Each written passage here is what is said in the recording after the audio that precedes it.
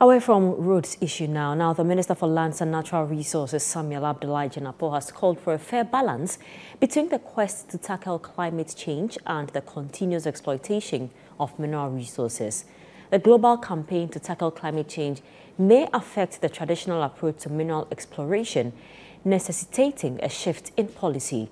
Speaking at the Mining on Top Africa Summit in Paris, France, however, the minister said producers of minerals must benefit despite the quest to combat climate change. Umar Sanda Amadou has more.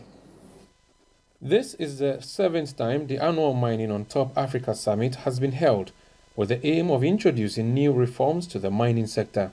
Organized by AME Trade Limited, the 7th edition of the Mining on Top Africa Summit brought together leading experts, industry professionals, government officials and influencers from around the world with a focus on global trends. Over 200 delegates from more than 20 countries converged on the Hotel Melia Paris La Défense for the summit.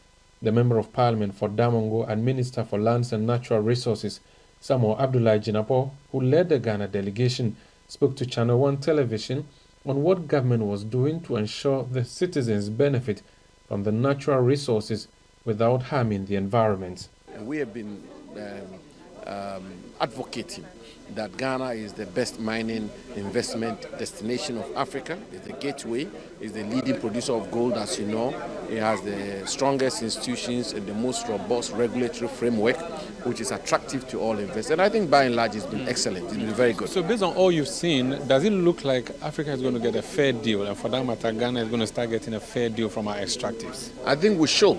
The point is not so much even whether we will. We should, and we must insist on that. And insisting on that will mean putting in place the necessary policy framework. I mean, it's important that you have the policy framework in place, which is why, for example, when it comes to the green minerals of our country, we've enacted a policy which insists that we are not going to allow the export or the shipment of the lithium or green minerals of our country in their raw form, which is why we've insisted on these companies listed on the Ghana Stock Exchange. So this has been the coverage of the Mining on Top conference at Paris in France, where delegates from across the globe, over 25 countries have been attended, finding a solution to how we are going to really benefit as a people from the extractives that are in the belly of our earth, which we have been digging for centuries, but which extractives have not really been yielding much results.